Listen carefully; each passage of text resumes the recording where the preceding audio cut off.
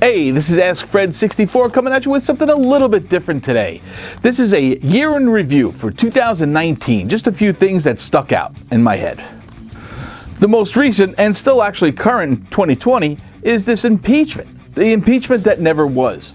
This started out as Russian collusion to win the election in 2016. This is when they started to announce that they're going to impeach him before he was even elected.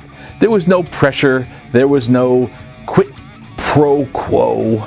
It's all a diversion.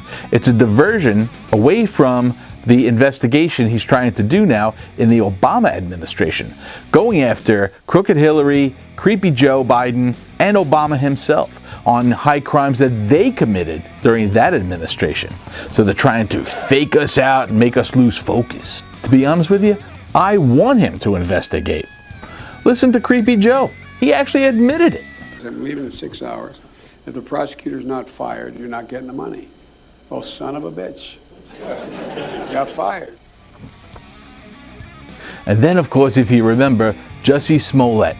This happened earlier in the year where he alleged that there was a hate crime, a crime because he was black and he was gay, and they beat him up and tied a noose around his neck and this whole big bullshit. Well, they found out that it was fake. He orchestrated the whole thing, complete with the noose around his neck and bleach. I don't really get the bleach thing, but the charges were dropped in exchange for him doing community service and forfeiting the $10,000 bond that he put up.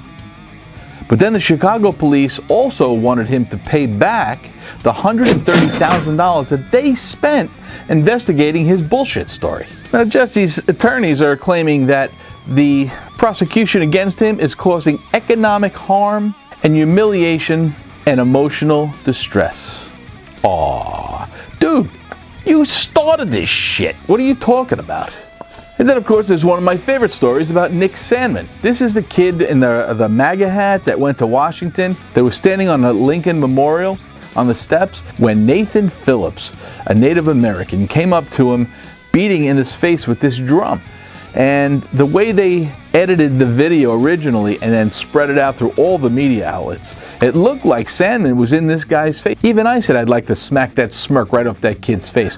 But what it turns out, if you watch the entire video, Nathan Phillips approached Nick Salmon, got in his face, and all Salmon did was just stand there and refuse to be intimidated. But then all the news media outlets let this out and accused him of antagonizing an elder in the Native American tribe. And yeah, it sounded really bad, and it made life really hard for Nick. But now his attorneys are seeking $750 million in damages from all those news outlets combined.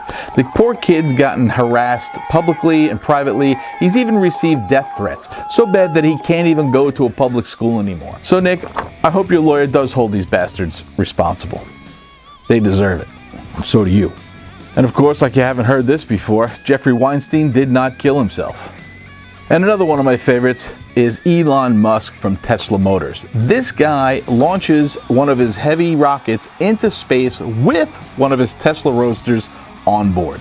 This guy has done more for space travel in the last 10 years than NASA has done in the last 60 years.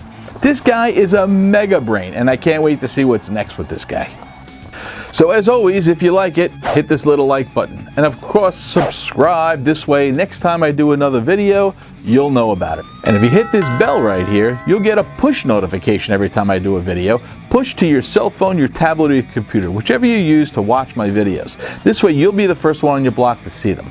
So, that's Ask Fred. Thanks for watching.